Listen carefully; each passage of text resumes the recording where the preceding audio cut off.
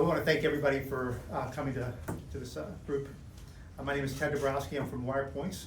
At Wirepoints, we're one of the groups trying to turn around Illinois and make it the destination state that it should be.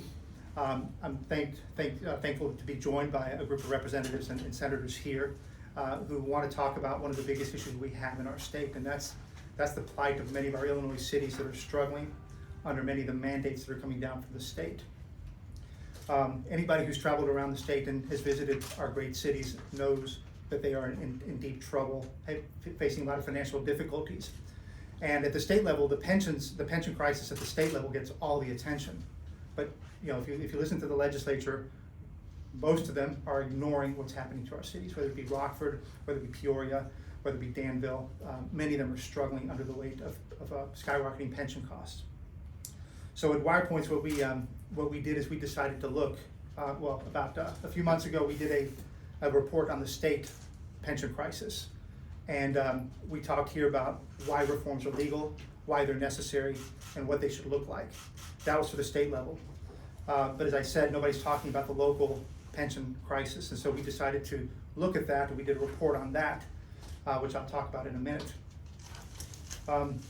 But the reality is that our cities, our mayors, our local officials are handcuffed because the pension mandates that come down from the state are just that, they're mandates, and local officials can do nothing to control their pension costs.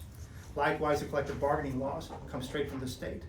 Our local officials have zero power effectively to negotiate expensive contracts. You've got other things like prevailing wages, you've got the difficulty in merging governments. It's really hard for our local officials to do anything to save their communities. So that's why we're speaking up.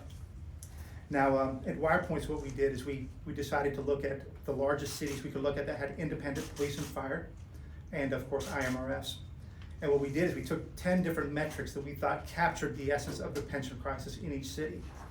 From, of course, the health of the pension funds, to what was happening to the city budgets because of those costs, to the debt burdens being put on, debt burdens and tax burdens, property taxes primarily, on local taxpayers. And what we did is we looked at 2003 and 2019, and we measured how things have changed. And we did 10 metrics, each worth 10 points, and we graded on a scale of 0 to 100, A to an F. And what we found is a dramatic drop in those 16 years. In 2003, based on the metrics we looked at, just 7 cities failed. By 2019, 102 cities had failed. And primarily that was out of the 175. And that's primarily because the funding ratios, the retirement security of our government workers is collapsing. At the same time, our city budgets have been putting in more than 3 times what they used to put in 2003. So increasingly they've been putting in more and more money. And yet, here's the surprising fact. The pension debts, after all those increased contributions, are now 3 times higher than they were in 2003. And the use of the budgets now by pensions have doubled in those years. So nobody's winning. Retirement security is collapsing for our important police and fire workers. Our taxpayers feel like they have nothing else to do but leave. And the core services are being slashed in order to make room. And I think some of the people here will talk a little bit about what's happening within their own parts of the state. Our goal at Wirepoints is just to bring attention to these cities. And there's no way we will fix Illinois or Illinois cities without addressing pensions. And that means we need a pension amendment. The people of Illinois should be given the right to vote on whether pension reform is allowed or not. And then we need subsequent reforms. Without that, our fear is it will continue the same path of the last 15 years. It will just get worse and spiral faster. So with that in mind, I want to make sure that people understand that mayors shouldn't be forced to choose between funding their retired policemen and their active policemen. They shouldn't be forced to decide between funding a retired fireman or an active fireman. And the same thing goes for the city workers. And right now, that's what they're being forced to do. Or they're raising taxes so high that people just say, I'm out of here. So with that, we'll open up for questions afterwards, but I asked some of my colleagues here to join and speak, or not my colleagues, my representatives. We're colleagues. Yes, colleagues and Together. constituents. Leave that on. Thank you.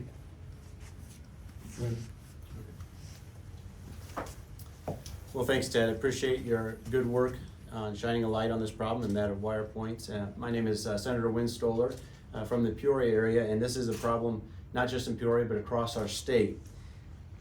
Republicans and Democrats alike care about the infrastructure in our cities. Republicans and Democrats care about our health care, our education. We care about taking care of those most vulnerable in our cities. We care about economic growth and creating jobs. And of course, we care about public safety. But these things are at risk if we fail to address our pension crisis. I'm calling on legislators from both sides of the aisle to come together and work together on a solution. Because I will tell you one thing that is not the solution. The solution is not putting our head in the sand, ignoring the problem, and just hoping it goes away. We have to address that, and we have to shine a light on it, and that's why we're here today. Thank you. Good afternoon. I'm Senator Craig Wilcox from the 32nd District, Lake and McHenry counties. In the reality, what we're asking our local municipalities to do is make a difficult choice, and that is to continue to increase the taxes on their residents or be forced to lay off police, employees in public works. And the other option is not really within their control either, and that is to just live with this until the pension funds go insolvent. We did the downstate consolidation last year. The reality is we added pension sweeteners in there that likely will take a decade before municipalities really see the benefit of that consolidated investment. So that means we continue to put that pressure on. Now we're talking about cuts to the LGDF. In my area and in most areas, that is the second largest revenue portion for that municipality. So when you put the two together and everything else that's on the pressure, the challenge becomes, as Ted said, do we support those that we made promises to that have already served at the expense of those currently serving? And how do you explain to your residents that I can't provide the services we've told you to, despite asking you for more and more of your hard-earned dollars? So thank you for being here today. Thank you, Senator, and thank you, Ted, for being here. I'm State Representative Blaine Wilhour. I represent communities like Effingham and Vandalia and Greenville, Salem and Centralia in central and southern Illinois, and this is such an important issue that a lot of things in our state that really revolve around. And I just want to bring up a couple of really important points that we as legislators and people that are in the public pension system need to think about. And the first one is when we talk about this, we have got to. Everything has to start with doing nothing is not an option. You know, no matter what these special interests and these public sector folks tell you, your pension isn't safe. You know, anybody telling you your pension's safe is lying to you. The status quo on this situation, doing nothing, is an ensuring failure, and that's going to ensure that a lot of working people in this state that get are going to end up holding the bag on this. And another point is when you start talking about issues like this in the state of Illinois, and you talk about any reform, there's very, very powerful, very well funded public sector special interests that have just gamed this system for decades, and they've done that primarily by purchasing politicians from both parties all over the state. That come to Springfield and ensure that they'll continue to prop up these unsustainable systems. And that alliance is crushing taxpayers in this state, and it is eliminating the opportunity to create good high-wage jobs, especially in my part of the state, in the rural communities and the poorer urban areas. I think Warren Buffett said it best. We don't make investments in states that have this high of a liability, because at some point somebody's going to end up holding the bag on it. And one of the things that kind of frustrates me is politicians in both parties like to commiserate with their local voters about high property taxes, but when we have that conversation, we're rarely honest about what is really driving these property taxes. On the state level, up to a quarter of our budget is tied up in pensions, and like these folks have said, on the municipal level and the local level, it's even worse, and these increasing costs are unsustainable, and they are driving our property tax burden. So unless we do some reforms, we're going to keep paying more and more taxes for less and less services. And until enough of the local or enough elected officials get serious about reforming pensions and streamlining our governments here in this state, we need to be honest. Lowering property taxes, properly funding education, doing things that we think are important are not possibilities. And if your local reps and senators are unwilling to put these issues on the table, then they need to stop talking about property taxes and lowering property taxes. It's time to be fair to taxpayers in this state. We need to be honest with pensioners about the severity of the problems and the real cost of inaction on it. This group of people here, we didn't come to Springfield to waste our time and waste your time, and it's our obligation as elected leaders to do tough things, the tough things that are necessary to save the broken pension system in the state of Illinois that many working people in our districts have paid into and are counting on. Thank you. Good morning. I'm State Representative Dan Caulkins from Decatur. I represent the 101st House District. I served on the Decatur City Council, one of the 102 cities that have been called out in this study. And we had to make very, very difficult decisions while I served on the council. How do we fund the pensions? How do we fund public services? And one of the things that we need to think about is what are the priorities and how do we help these cities? We've already talked about taking their funds, their funding source away. The governor's said that he was interested in taking more of that away. That's a terrible, terrible decision. The other problem we have is mandates, unfunded mandates. We sit up here in Springfield, obviously not this group, but there are a group of people up here that will have no compunction at all about passing along the cost of doing business to our cities, our communities, our counties. That's got to stop. We have an obligation to the pensioners, to the people that have earned a pension in this state. We have an obligation to honor that commitment, but we have to find a way to keep that plan, those pension plans solvent. And you don't do that by pushing down more and more unfunded mandates, by stripping their ability to recoup the funds that they're owed through the income tax system. This is an issue that has to be resolved. We have got to protect the pensions of the people that have earned them, but we have to also make sure that the taxpayers understand they're getting something for their money. Now, we've got to stop this in Springfield. We have got to get off of that course. We need to talk about the hard subjects. Blaine has said it. Consolidation is an issue that should be on the table. Pension reform is an issue that has to be on the table. So this is a mission of ours. Let's get to it. Let's quit pushing this aside, kicking the can down the road like we did in 2019. Now is the time. Now's the time, because these pensions are insolvent and our people are going to suffer greatly for it. I'll be followed by Representative Sosnowski. Thanks so much, appreciate it. A lot's been said. I just want to talk briefly about Rockford. I live in Rockford, represent Rockford. This is indicative, this city is indicative of the problem. We are paying, as a city, used to pay back in 2003 about $7 million into the pension system. That number is around $23 million now. In the meantime, the city of Rockford has lost thousands of residents. In that time period, just over a decade, the city instituted a additional sales tax just to fund basic road resurfacing. Recently, they increased and maxed out the utility tax just to fund basic services in the city. It's a massive problem, and other than a couple counties growing in Illinois, we're not growing as a state. The governor may dismiss the population of Illinois and say, it's just some college kids going off to other states. But the bottom line is, if we grew like any of our Midwestern neighbors, we would have hundreds of thousands of more residents here in the state of Illinois.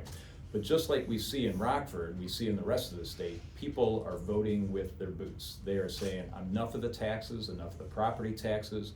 I see pension, even if I'm not in the pension system, I understand there's a huge underlying problem coming.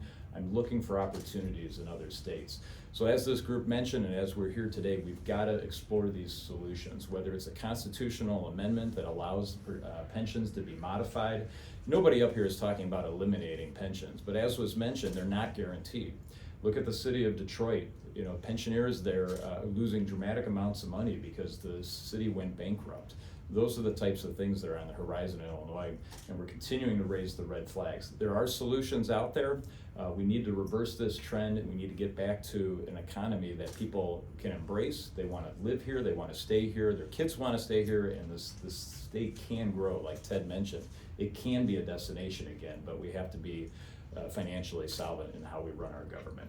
Thank you. Hi, State Representative Tom Morrison, 54th District, which is Northwest Cook County. And my colleagues have already made a number of good points, but I want to fill in just a little bit. We know that individuals are living longer and longer. And so if you read the report, you're going to see in many municipalities, there are now more retirees than there are active employees for those municipalities. And again, what that's going to mean is increasing property taxes, increasing fees, cuts in services, and that's just not acceptable. The other point I wanted to make is, property taxes remains the biggest issue in my district. Residents bring it up all the time. It's their number one concern as Illinois residents. So the property tax bill is something that you can easily see, but what is often a hidden cost is their property value not appreciating. So in my district, there are many, many properties, both residential and commercial, where the value of that property has just remained flat for 10, 15, in some cases 20 years. And so when that individual or that business or that family, when they want to go ahead and sell that property, they're not getting anywhere near what they should get for it because the purchaser of that property is factoring in property taxes. So again, it's another huge weight on the state and why we must have pension reform now. Thank you. And with that, we'll open up to questions. Thank you all for speaking about your various groups and constituents. So, Well, a number of you have talked about government consolidation, and I might suggest Illinois only needs 20 counties. We don't go on horseback anymore to the county seat. So reduce that and then be like other states and have one school district per county. That'd be a super idea for government consolidation. But who's gonna say, oh yeah, me, eliminate my village board. I'm the mosquito abatement chairman and I derive all my ego from that. So where's the appetite among those whose oxes would indeed be gored? Yeah, I'll comment on that. I think a lot of time, we have to have trust in the people. And unfortunately, I think there's a lot of politicians in Springfield that think they have all the answers. I have a lot of confidence in people, and I represent part of St. Clair County. In the spring in St. Clair County, the citizens of Allerton, Cahokia, and Centerville all voted to join one. They consolidated 3 communities into one community, now known as Cahokia Heights. And one reason why is because they saw taxes going up, fees going up, services going down. And so I think the voters recognize these issues. You got to get out on the street, you got to talk to them, you got to remove yourself from Springfield and the special interests sometimes. But when you talk to Illinoisans, they recognize the problems and they're willing to, I think, contribute to a solution as long as they feel like that solution is going to be permanent and it's going to be long term. So I think we have to trust the citizens. I think you're right. I don't think that there's any sacred cows amongst this group. We have to look at all functions of government. The fact of the matter is our population continues to shrink. I still can't fathom the governor's reaction to our census numbers. It's mind-boggling. But our population shrinks, our state shrinks. All 8 counties I represent are having population problems. Communities are shrinking, school districts are shrinking, and so forth. And so what we have to do is we have to look at government, and we still have far more units of local government than any other state in the union with a shrinking population. And so consolidation is something that has to be talked about, and I happen to represent a part of the state where the citizens have stepped up and done that. I have another question. You've talked about pension reform, you've talked about consolidation, but how could municipal bankruptcy help? Explain that, why that should be an option. Well, I think the point of the matter is that no option should be off the table right now, right? We have to acknowledge that there's issues. We're willing to step up and acknowledge this is an issue, but we've got to look at the data. There's a lot of people in Springfield that are casting votes every day that have no idea this is going on. And to me, that's frightening. It was commented on by a couple people that we've actually taken steps the last couple years to actually layer additional burdens onto these local municipalities to enhance pensions up in Cook County and things of that nature. Are they aware of what's happening here? Are they aware in Mount Prospect they can't invest in their roads? Are they aware that we're laying off police officers in so many communities? It's increasing crime. These are real problems, and so what we have to do is we have to look at the entire spectrum of solutions, and all of those things have to be talked about. And there's unique factors in each community that makes the different solutions, things that we have to look at. The Illinois Municipal League has said that they want to essentially re-amortize the pension debt. They're trying to get lawmakers to do something along those lines to push back when they should be fully funded. Is that an option here, or is that compound the problem? So I mean, I don't want to speak for anyone here. I think we all have our own ideas, but I think something that I would say is that the point of all of this isn't to say this is the magic bullet that's going to fix everything. The point of the matter is this is the data, and this is the train that's coming down the tracks, and we can feel it in my counties. I think everyone else here can feel it in their towns. Our citizens are being impacted with increasing crime, with decreased services, and increased taxes and fees. How does consolidation get you out of existing pension obligations? Blaine will tell you. Let me just add, just to kind of wrap a couple of points here. Bankruptcy, you mentioned municipal bankruptcy. 26 states allow municipal bankruptcy in the country. Illinois is not one of them. And I would argue that if the state legislature doesn't want to change the unfunded mandates that effectively handcuff local governments, then they should have, the local governments, the cities, should have as a tool for either negotiation or because they've got no other choices to look at municipal bankruptcy. So it would be a negotiation tool vis-a-vis the unions, or it would be for places like, you look at Harvey, you look at East St. Louis, they may be beyond bankruptcy. So that's number one, they should have that tool. Number two, you asked about, Greg, you mentioned the second point was? Reamortization. Oh, the reamortization, very dangerous. We know what happened the first time we reamortized Governor Edgar, his famous ramp. That's a massive reamortization 50 years into the future. We're paying for that pain forever. And to do another reamortization would just be another kick the can, which means we never address these issues, people continue to leave. As it relates to consolidation, we have the most units of government. We have 850 school districts. 2/3 of our property tax bill go to school districts. If we don't figure out how to consolidate those, I live in the New Trier district. It's one high school district, and inside there are, within the contiguous boundaries, 6 independent elementary school districts. Each one of them have superintendents with 250 to 300,000 salaries. They will all be multi-million pensioners. It's not fair for the taxpayers of the rest of Illinois to pay for that. So, and that pushes up pensions. So you've got to bring all these things together. It's not a one fix. It's multiple fixes we need to do. That's really the point. I predict by the end of the day, someone will publish a cartoon involving a U-Haul truck. I mean, this has been people leaving, population leaking out. You guys have burned in the message. What is keeping you folks here, or any of us? Well, I'm going to answer that one first, and I'll let anybody else answer. My parents were immigrants here in the 50s. My dad escaped from Poland, came to Chicago, Illinois. My mother left Ecuador when she was a young lady, came to Chicago, Illinois.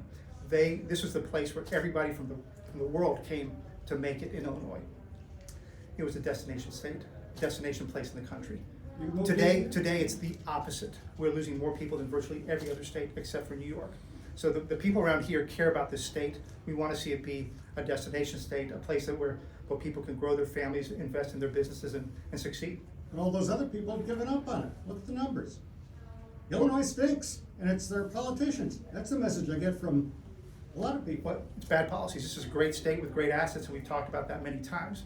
We have bad policies and a lot of corruption, so we need to flip those things. I'll let somebody else add comments on that. I'll speak to it. Yeah, I mean, all but 1 year of my life I've lived in Illinois, so this is home for me. My wife is a transplant from Minnesota to Illinois. She loves this state. There are so many assets, and I'm not a realtor, but they always say location, location, location. Illinois' location is just ideal, and that's why we grew to become a Midwestern powerhouse. Again, it's been the policies and the personnel and policies, if you want to put it that way. The legislature has made things worse for our residents, for businesses, for our local units of government, and we need to reverse that course right now. Senator Stoller. If you change the Illinois Constitution, how does that get you out from U.S. federal constitutional issues? If you consider a pension or someone's interest in a pension as a property right, then anything you do, you're subject to challenges under the due process clause and the takings clause. Yeah, I won't get into all the legal maneuvering, and Ted, correct me if I'm wrong, but there's only a handful of states that have a pension protection clause as strict as Illinois. You saw modifications in the state of Arizona just within the last couple of years, modifying COLA and certain other things. Listen, this guaranteed 3% increase every single year, no matter what, for eternity, I mean, that's BS. You can go and challenge that in a variety of different states. That is an add-on benefit that a prior legislature and a governor adopted. That wasn't part of the original pension system.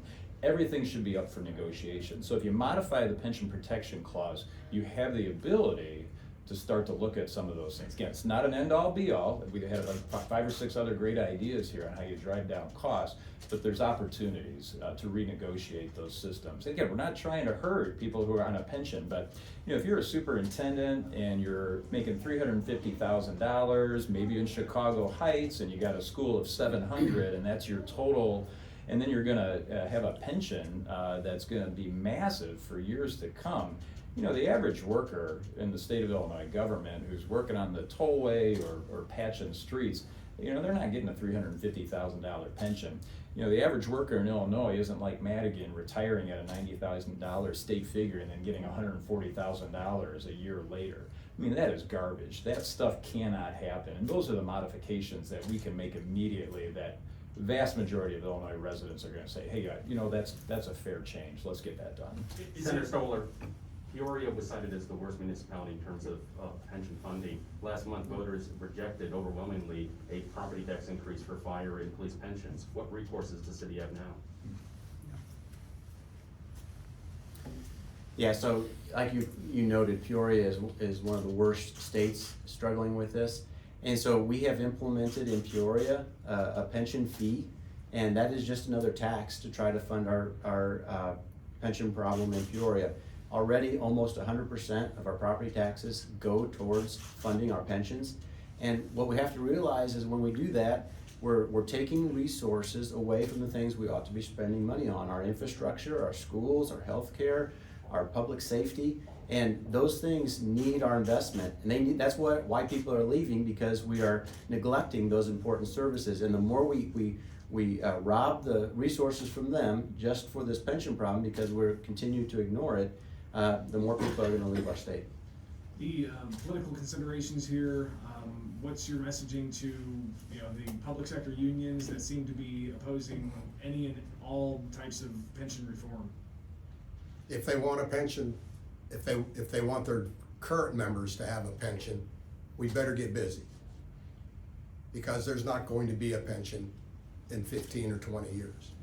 I want to address why people are leaving. The problems we have in Illinois are man-made. We live in a great state. We've got the best farmland in the world. We're in the middle of the country. We have railroads, we have highways, and we have a tremendous asset in the people that live here and work here. These are some of the hardest working people you'll ever meet. People move out of Illinois, they get jobs in other states immediately, because folks know that if you've lived and worked in Illinois, you have a work ethic. You're gonna come to work every day.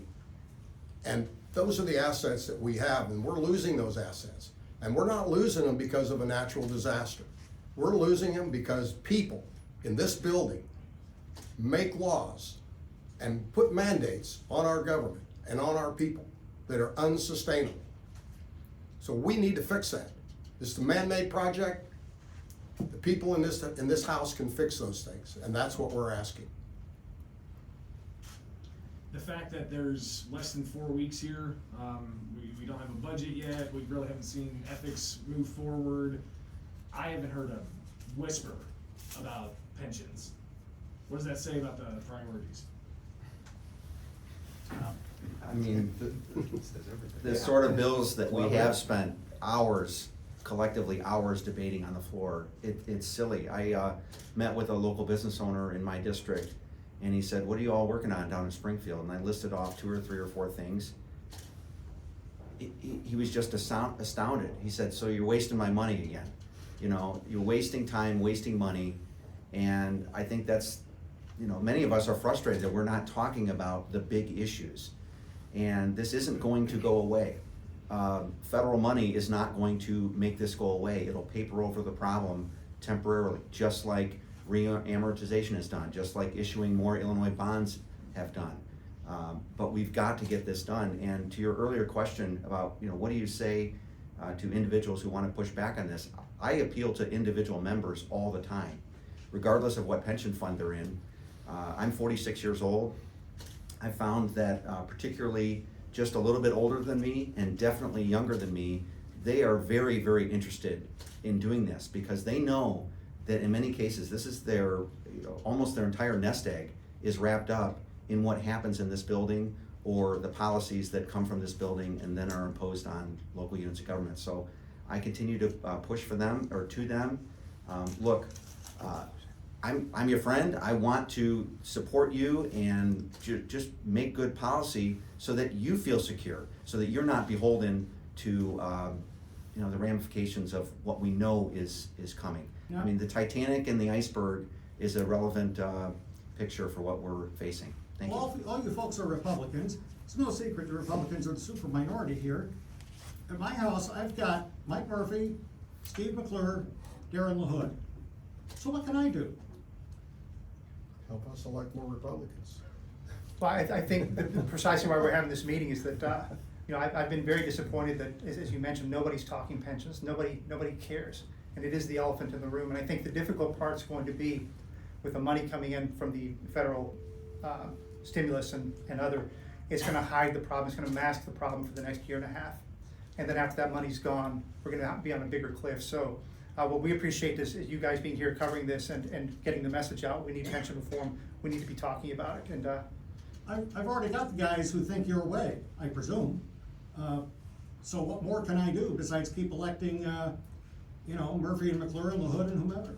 well, I guess the point would be we need any reformers both on.